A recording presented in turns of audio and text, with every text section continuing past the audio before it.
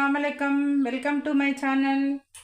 ఈరోజు నేను బొరుగులతో దద్దోజనం చేస్తున్నానండి. దీనికి కావాల్సింది బొరుగులు నానబెట్టేసుకున్నాను. ఇప్పుడు బెల్లము పాకం లేదు, ఊరికే బెల్లం కరిగించుకోవాలా. కొద్దిగా 1/4 కేజీ బెల్లం తీసుకున్నాను. ఇది బెల్లం కరిగిపోయింది. దీన్ని వడగట్టుకుంటున్నాను.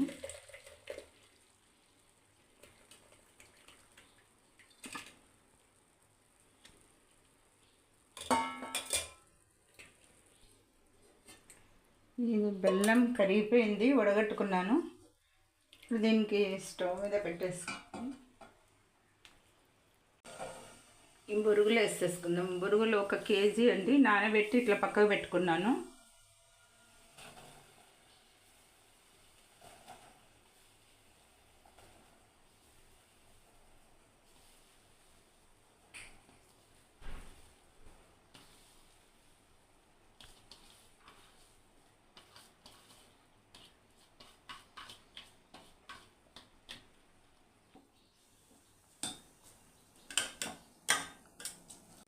మనం తీపన్నం చేస్తాం కదా, అట్లనే బొరుగులతో తీపన్నం, దద్దోజనం అంటారు, దీనికి తీపన్నము అంటారు. ఇదంతా ఇమురుకుంటే ఇది అయిపోతుంది. ఇది ఇమురుకునే లోపల మనం నెయ్యిలో గోడంబి, ద్రాక్ష అంతా వేయించుకున్నాం.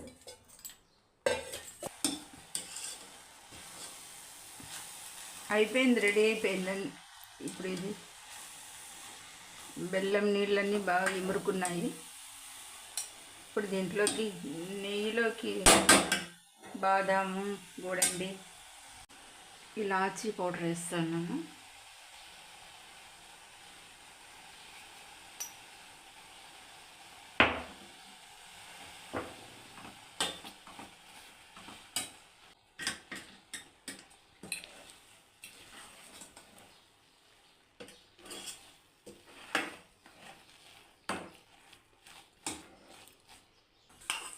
ఈ గోడంబి, జీడిపప్పు, బాదాము అంతా రెడీ అయిపోయిందండి. ఇట్లా కలిపేస్తున్నాను.